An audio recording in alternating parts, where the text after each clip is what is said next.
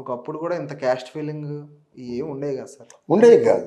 ఇప్పుడు దారుణమైన caste feeling, అవును. కాపు ఇవన్నీ. ఆ క్యాస్ట్ ఫీలింగ్ ఏంటి, వీళ్ళే తెస్తున్నారు, విడగొట్టేస్తున్నారు. పాల పొంగు లాంటి తెలుగుదేశాన్ని విడగొట్టేశారన్నమాట. ఇప్పుడు మార్కెట్లో ఏముంది క్యాస్టులు? ఓ చౌదరి, ఓ రెడ్డి, మధ్యలో కాపు. అంటే ఏమిటి? ఆ కాపుల్ని చౌదరీలు తీసుకుంటారా, కాపుల్ని రెడ్లు తీసుకుంటారా? ఈ రెడ్లు ఎవరిలో కలుస్తారంటే చౌదరీల్లో కలుస్తారా, ఓకే. అది రెడ్లలో కలుస్తారా, ఓకే. వీళ్ళు మళ్ళీ బేరం పెడుతున్నారు. ఈ బేరం పెట్టినప్పుడు ఎవరు ఎక్కువ రేటు పలుకుతుంటే ఆ రేటుని వాళ్ళు గమనిస్తారు, వాళ్ళు వెళ్ళిపోతారు అన్నమాట. అంతేగాని లేదు ప్రజాస్వామ్యంలో ఎలా డబ్బులు తీసుకోవడం తప్పు అని ఎవరైనా ప్రాక్టికల్గా నిలబడి ఉంటే ఈరోజు మన పరిస్థితి కాదు. అమరావతి రైతుల పరిస్థితి ఏంటంటారు సార్? అమరావతి రైతుల పరిస్థితి చంద్రబాబు నాయుడు గంటూ వచ్చినట్టయితే కొంతవరకు న్యాయం జరుగుతుంది. అంటే అమరావతి గురించి, అమరావతి వాళ్ళు కాళ్ళను రుచ్చుకొని చంద్రబాబు నాయుడిని అడగగలరు, మిగతా వాళ్ళకి ఎలాగే పోరాటాలు చేస్తారు తప్ప ఇంకేం లేదు. ఈసారి చంద్రబాబు రాకపోతే చాలా తప్పిదాలు జరుగుతాయండి. అమరావతి అలాగుండిపోతుంది.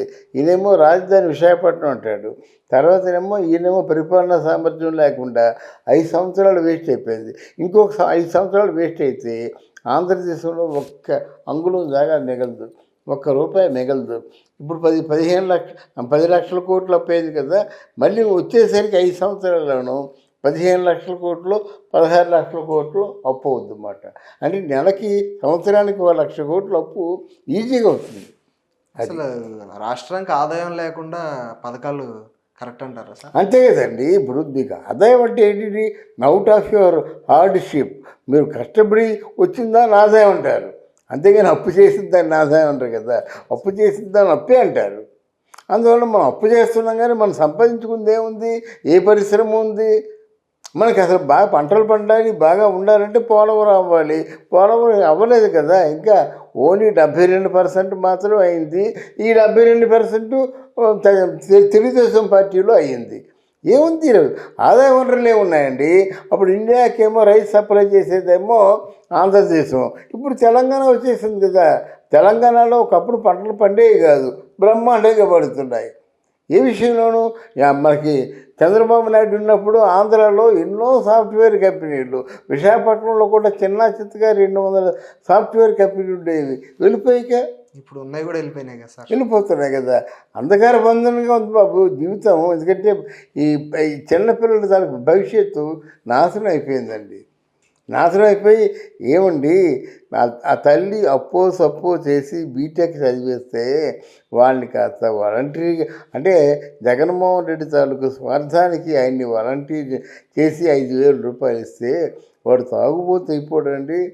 వాడు ఆలోచించుకుంటాడు ఒకసారి కదా, ఒకసారి సరే ఏమైనా బీటెక్ చదివేసి 5,000 తీసుకుంటున్నాను, నా తండ్రిని చూడలేకపోతున్నాను, తల్లిని చూడలేకపోతున్నాను, నా తర్వాత వాళ్ళని కూడా చూడలేకపోతున్నాను, ఏమిటి నా జీవితం అయిపోయిందని ఎంత మదన పడతారండి? అది ఆలోచించుకుంటున్నారా? ఈరోజు ఏపీ యువత ఎక్కడుంది సార్? ఏపీ యువత ఎక్కడుంది సార్? ఒక హైదరాబాద్, ఒక బెంగళూరు, ఒక ముంబై, ఒక చెన్నై. అవును, వాళ్ళకి ఉపాధి లేదు సార్ ఆంధ్రప్రదేశ్లో. అవును, పక్క రాష్ట్రంకి వెళ్ళి పనిచేసుకునే దిగజారిపోయాం సార్ మనం. అంటే వలసపోతున్నారండి. ఇప్పుడు మన పక్కనే మద్రాసు ఉంది, వెళ్ళిపోతున్నారు. మన పక్కనే బెంగళూరు ఉంది, వెళ్ళిపోతున్నారు. అలా మన పక్కనే పూణే ఉంది, వెళ్ళిపోతున్నారు అన్నమాట. ఎందుకంటే ఎంత దారుణంగా ఉంది కాబట్టి ఆంధ్రదేశం చూసి నవ్వుకుంటున్నారండి అందరూ. పరిపాలన సామర్థ్యం లేదు.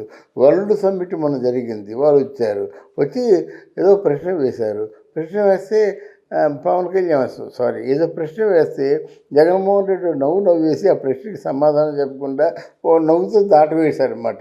వాళ్ళు ఏమనుకుంటారండి?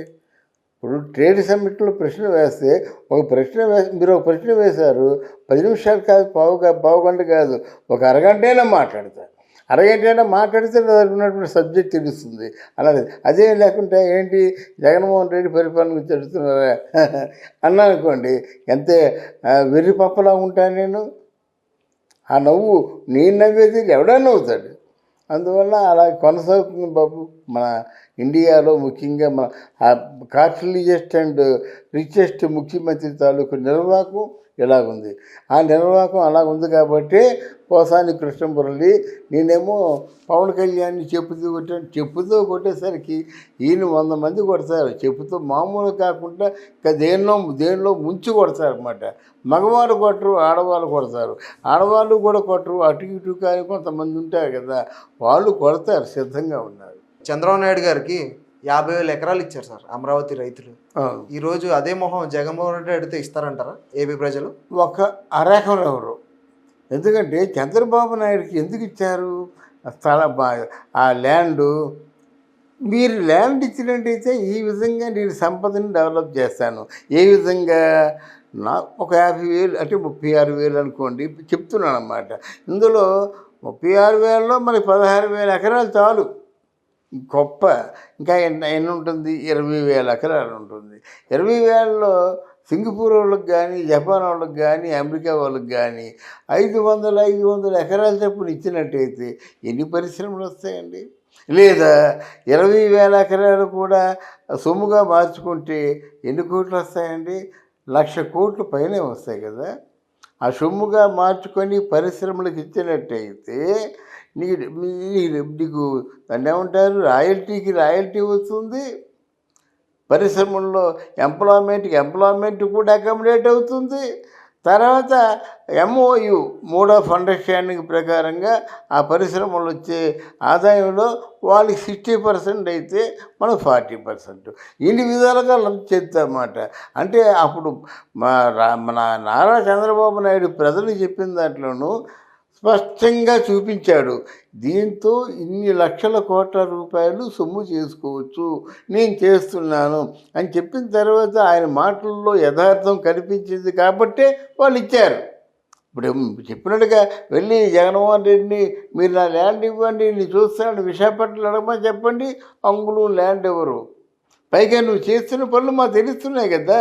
విశాఖపట్నంలో ఒక రాత్రి 300-400 ఎకరాలు ఆయన తనఖా పెట్టేశాడు బ్యాంకులకి. ఇది తెలుసు కదా. ల్యాండ్ మొత్తం చంపేస్తున్నాడు బాబు, ల్యాండ్ గ్రాబింగ్ చేస్తున్నాడని చెప్పేసి ఆడియన్స్ ప్రేక్షకులు బాగా తెలుసండి. ఎవరేం చేస్తున్నారో తెలుసు కనుక జగన్మోహన్ రెడ్డిని పక్కన పెడతారు. ఒకవేళ ఇప్పుడు కూడా జగన్మోహన్ రెడ్డిని కోరి ఆయన గెలిపించుకున్నారంటే ఎవరు గొయ్యి వాళ్ళు తవ్వినట్టే, ఆ గోతులో పడి సజీవ సమాధి అయిపోయినట్టు లెక్క. Okay sir, thank you sir. Thank you అమ్మా, థ్యాంక్ యూ.